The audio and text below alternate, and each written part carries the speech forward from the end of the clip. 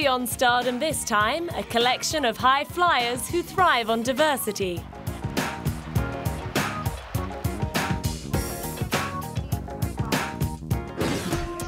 This A-list heartthrob had an early ambition to be a baseball player and once tried out for a professional team. The Cincinnati Reds' loss was entertainment's gain. Although it took him quite a while to hit his stride, George Clooney eventually scored his first home run on the small screen as Dr. Doug Ross on the hit NBC hospital drama ER in 1994 at the age of 33. But after that, he certainly didn't waste any time hanging around the dugout. During his 5-year stint on ER, he also kick-started his movie career, with starring roles in From Dusk Till Dawn, directed by Robert Rodriguez, One Fine Day and Three Kings. He also had a spin behind the latex mask as Batman in Batman and Robin. He's gone on to become one of Hollywood's favourite leading men, taking top billing in the crowd-pleasing Oceans franchise, and he's one of only 3 men to have topped People magazine's poll of the sexiest man alive twice. It's nice work if you can get it, but his role as a Hollywood hunk is just one piece of the George Clooney jigsaw. Since first stepping behind the camera to direct the 2002 film Confessions of a Dangerous Mind, he's been proving himself to be quite a handy helmsman, scoring multiple nominations for his screenwriting and directing efforts on the 2005 drama Good Night and Good Luck. I love it. You know why? You get to be the boss. That's fun. You get to get a good actor. You know, honest to God, and this is, my uncle was a director, an actor named Jose Ferrer. He won Academy Award for Cyrano de Bergerac, and he directed a lot of films, and he used to say, and lots of Broadway plays, and he said, you know, the secret to the whole thing is cast it. Cast it with the right people, get out of their way, put the camera wherever you can, shoot it. The same year, he also stepped up to the role of producer on the political thriller Syriana, which netted him an Academy Award as Best Supporting Actor. Not that awards mean a whole lot to George. Well, I've never been to, you know, the Oscars or anything. We were talking about it before because I really do, you know, it sounds sort of cynical because I've only won one award ever, so it sounds a little cynical to say it, but I really don't believe in comparing art. You know, I really don't. I think it's a thing where you go, I don't know how you compare it. I think you can appreciate it and say, this is good. I actually think there should be an award show for the worst films made, because that are made strictly for commercial purposes, you know. As far as this son of a game show host turned politician is concerned, the money he makes from blockbusting mainstream movies purely provides him with the means to make more important films like Syriana and Good Night and Good Luck. It also helps fund his humanitarian activities, including his involvement in the organisation Not On Our Watch, which aims to draw global attention and resources to preventing mass atrocities. Along with his father Nick, he's also very active in the campaign to call a halt to the genocide in Darfur.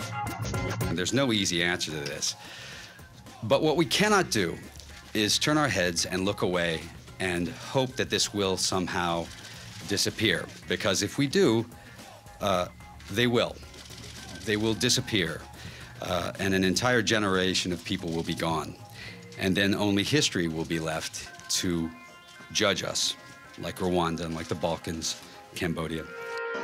He is an active member of Celeb One, and along with Julia Roberts, Matt Damon and Don Cheadle, he campaigns for the end of AIDS and third world poverty. In 2003, he donated 10 scooters equipped with cardiac equipment to Rome in an effort to get rapid treatment to heart attack victims. Not that all George's ventures have been altruistic. In 2005, he teamed up with supermodel Cindy Crawford's husband Randy Gerber to build a resort in Las Vegas, boasting over 4,000 apartments, 11 high-rise towers, and a 300-room boutique hotel and casino. We like the idea of trying to build a place that would be for adults. You know, Vegas has done a wonderful job of sort of opening it up to say it's sort of America's playground again, and it's kid-friendly, and that's all great, but we also thought there should be a place that's for grown-ups along the way. so there's a stripper pole in every room. But of course, he wasn't about to keep all the profits to himself. Here's something that I can do that, on top of being fun for me, and I make no apologies about the idea of making money or enjoying living a good life, is also a way to say, listen, you know, part of whatever you do is going to actually go into Africa. Unfortunately, however, all of George and Randy's grand plans bit the desert dust, and they ended up selling the land marked out for their Los Ramblas resort.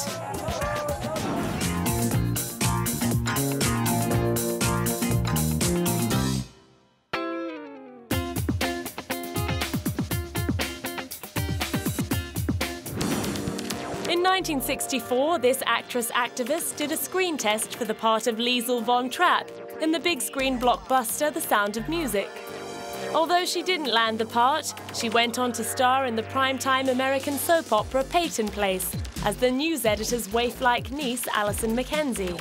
Soon after, she fell in love with and married 50-year-old crooner Frank Sinatra, who forced her to abandon her job on Peyton Place.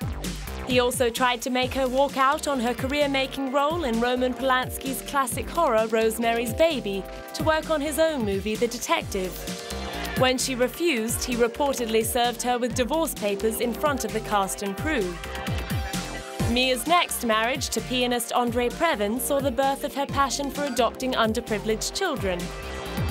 As well as having 3 biological children of their own, Mia and Andre adopted 2 Vietnamese children and 1 Korean daughter, Soon-Yi, who was destined to become embroiled in one of the most bitter custody battles in entertainment history.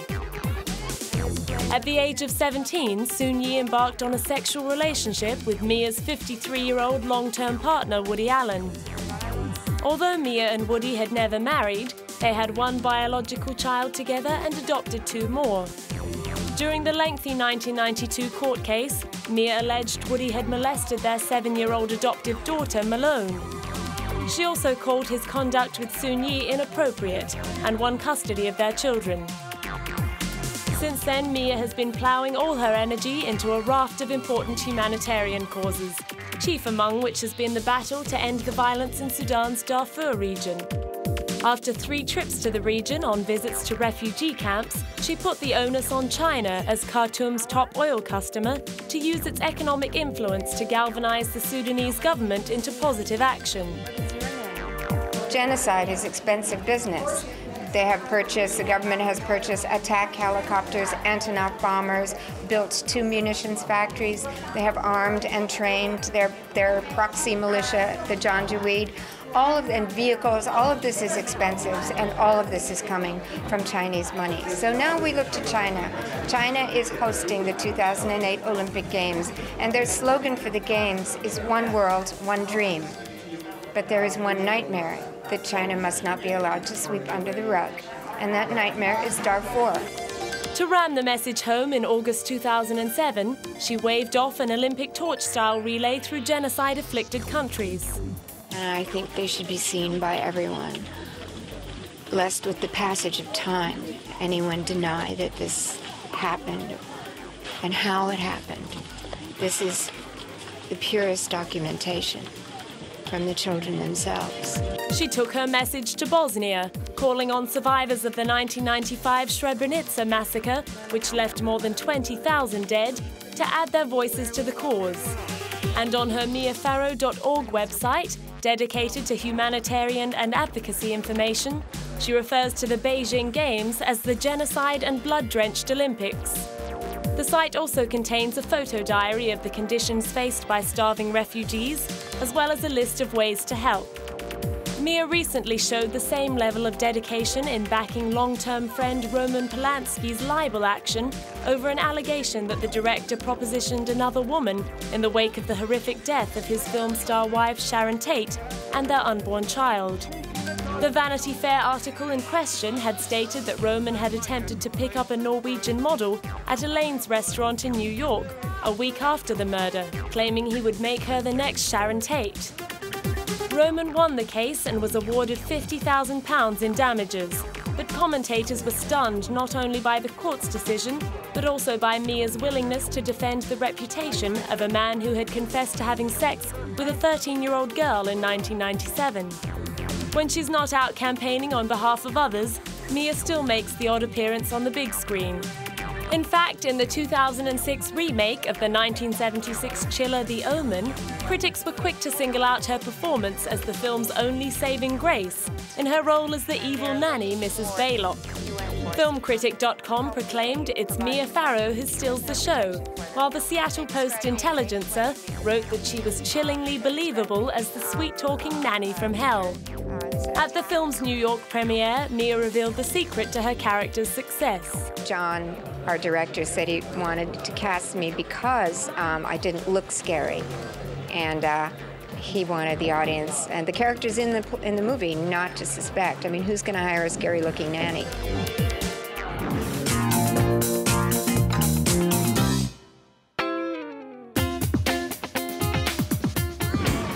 This Hollywood king made his first movie appearance as an Amish father in Peter Weir's 1985 thriller Witness. No doubt Viggo Mortensen's experience of growing up on Argentinian chicken farms and ranches came in handy. He went on to play supporting roles in a slew of 80s and 90s films like Carlito's Way, A Perfect Murder, Gus Van Sant's remake of Psycho, and The Prophecy. Prior to landing his plum role as Aragorn in Peter Jackson's Lord of the Rings trilogy, he was probably best known for his ball-breaking turn as Master Chief John Ergale in G.I. Jane. His late break as a leading man at the age of 43 arrived when Stuart Townsend dropped out of playing Aragorn several weeks into the production. The story goes that Viggo wasn't at all keen on taking on the role and would have turned it down. However, his son is a huge Tolkien fan and convinced him to change his mind. After taking the plunge, he took to the role like a duck to water, and the film's swordmaster Bob Anderson described him as the best pupil he'd ever trained. But for Viggo, expert swordsmanship would have just been one more string to an already impressive bow of special skills. Born to a Danish father and American mother, he not only speaks fluent Danish and English, he is also conversant in Norwegian, French, Italian, and Swedish. Having completed a bachelor's degree in Spanish at Lawrence University in New York, he was also fluent enough in the lingo to answer Argentinian journalists in their native tongue when promoting the history of violence, his first collaboration with director David Cronenberg. Violence is always a current topic. It always has been. It's part of a sane human being in some way or another. That is normal, unfortunate or not, it is like that. The following year, he took on the mammoth challenge of playing the lead in the Spanish-language film Altarist, set during the reign of Philip IV. Aside from the language and the challenge of portraying a classic Spanish hero, Viggo also had to master the art of bullfighting. With trademark humility, he attributed the film's success to efforts of the entire cast and crew. For Viggo, being an actor never appears to be so much about the end result as the process of making the film. At the 2003 premiere of the final installment of the Lord of the Rings trilogy, he certainly didn't get carried away with all the fanfare. It's nice to be here, above all, with my friends, you know, who I made this movie with. And I'm glad people like it, but even if they didn't like it, I would still feel the same about the experience of working with these people. I mean, the thing I take away from it is that memory, you know, of doing it. Ooh, I'm sorry. Quickly, what's your proudest achievement now, looking at this picture especially, the third one? Surviving it. In preparation for his role as a Russian gangster in 2007's Eastern Promises, the famous perfectionist left no stone unturned to get the character right. I just listen to them when they're speaking English and when they're speaking Russian, obviously, and certain kind of Russian from a certain part of the country. I went to Russia and I went to watch these people and listen to them.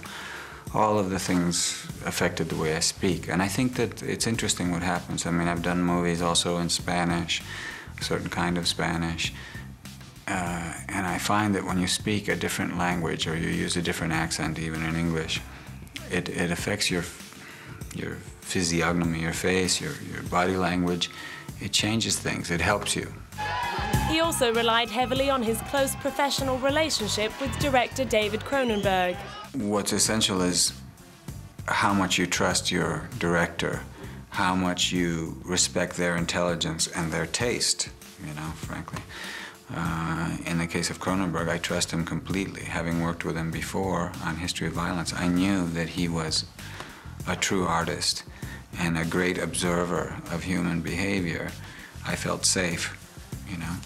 I also felt vulnerable and uncomfortable, but no more than I should be for the scene. You know, it was correct, and I was willing to do, as usual, anything it took to make it be correct, be realistic.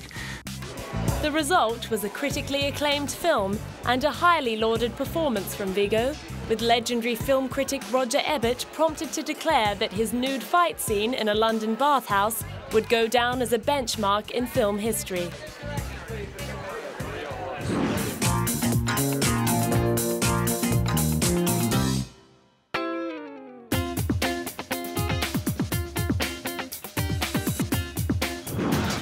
This legendary point guard originally intended to be a sports commentator instead of a professional basketball player. Fortunately for the National Basketball Association, while at Michigan University in the 1970s, he plumped for playing the game rather than calling it, and went on to win every possible title at college level. His illustrious career with the Los Angeles Lakers began in 1979, and he immediately won over fans with his up-tempo Showtime style and big smile. The next year, at the age of 20, he was named NBA's most valuable player. He went on to take out that title twice more before he retired. Throughout the 1980s, he and Boston Celtics shooting senior Larry Bird enthralled basketball fans with their do-or-die good-natured rivalry. But in 1991, Magic shocked the NBA with his announcement that he was HIV positive and would be retiring immediately. In fact, he made several short-lived comebacks and took a turn at coaching. But since the 1990s, Magic has been building a new reputation as a top-notch entrepreneur, television personality, and humanitarian.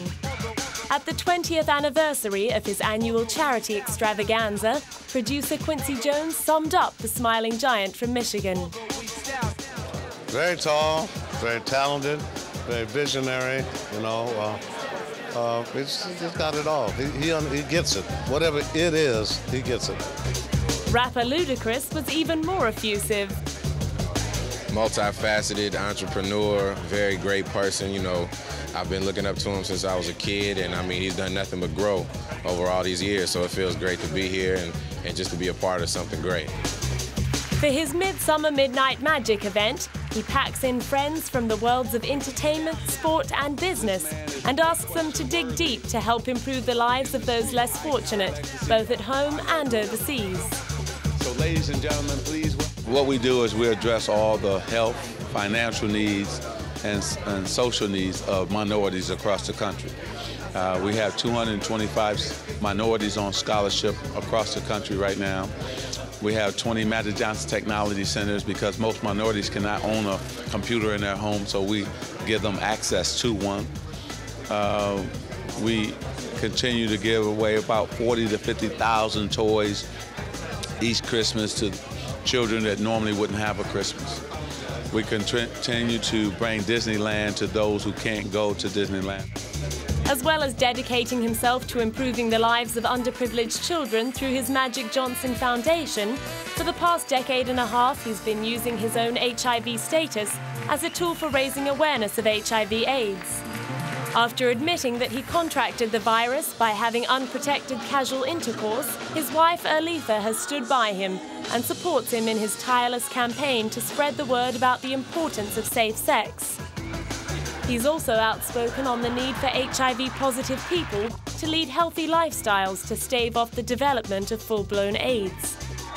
When it comes to his own health, his blend of medication has kept his T-cell count high, and as a result, his hematology tests show little or no trace of the virus.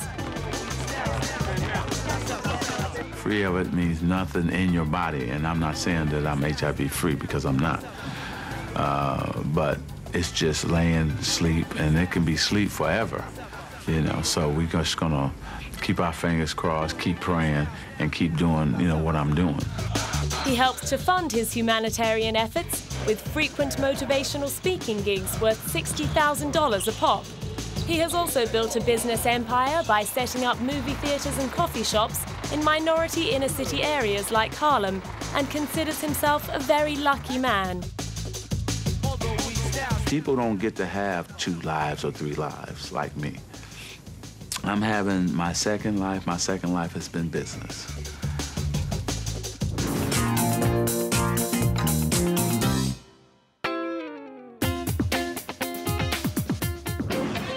This Bollywood superstar first came to fame as 1994's Miss World. 10 years later, Aishwarya Rai was included in Time magazine's top 100 of the world's most influential people, and she is one of the few Indian actresses who have managed to cross over into the West. Her cause was helped by the success of the 2002 lavishly produced film Devdas, which screened at the Cannes Film Festival. She sat on the festival jury the year after and has been a regular at Cannes ever since. In 2006, she was there to promote the controversial true story of a Punjabi woman who married an Englishman and moved to Britain. After 10 years of physical and emotional abuse, she finally murdered him and went to prison before taking on the legal system and winning. So on the grounds of provocation, she actually eventually managed to come away, released, back to her children, and eventually get felicitated by the wife of the Prime Minister of the country. That's a huge journey for a woman, and the story needed to be told not just of that one Kiranjit Ahluwalia, but for various and many Kirans who exist in society. So it was an important story for me. Hopefully, through the process of making Provoked, she picked up a few good tips on what to look out for in a prospective husband. Towards the end of the year, she sparked rumours that she was set to marry Bollywood heartthrob Abhishek Bachchan when she made a late-night visit to a Hindu temple in Varanasi. The pair became the Brangelina of Bollywood after steaming up the screen in Mani Ratnam's film Guru. Fans agreed there was plenty of on-screen chemistry. The pairing was very good. In fact, now we've got to like it since they're going to pair up in the real life as well. So. The couple's much-rumoured engagement was finally confirmed in January 2007 by Abhishek's father, Amitabh, who is hailed in India as the reigning king of Bollywood. The private wedding, which took place in Mumbai 3 months later, was turned into a national extravaganza by the Indian media. But then Aishwarya is well used to being in the spotlight.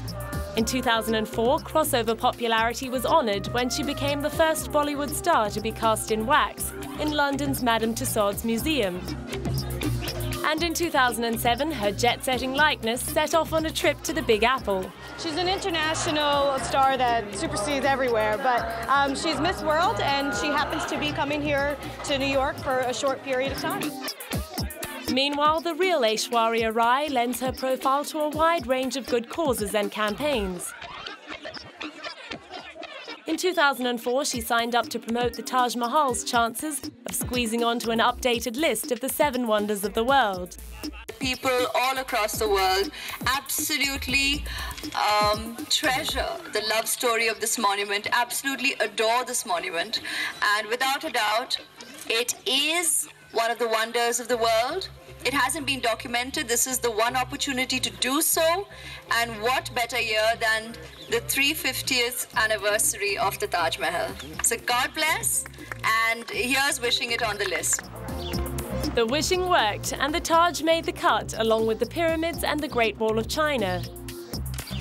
More recently, Aishwarya and her new husband and father-in-law took time out from attending an Indian Cinema Award ceremony to visit a specialist charity centre in Leeds, England. Back home in India, she donated her star power to the inauguration of a school for special kids in Mumbai. An institution and what it stands for, how it educates their children and their students, need to be judged purely by the physicality, just like people. This is where we go wrong. Children get judged by only what you see. Schools like this delve into what the children is all about, what the children needs, and how you go forth and educate them, rather than just judge them by what you see and go forth and make statements. This is exactly what we need to counter in society.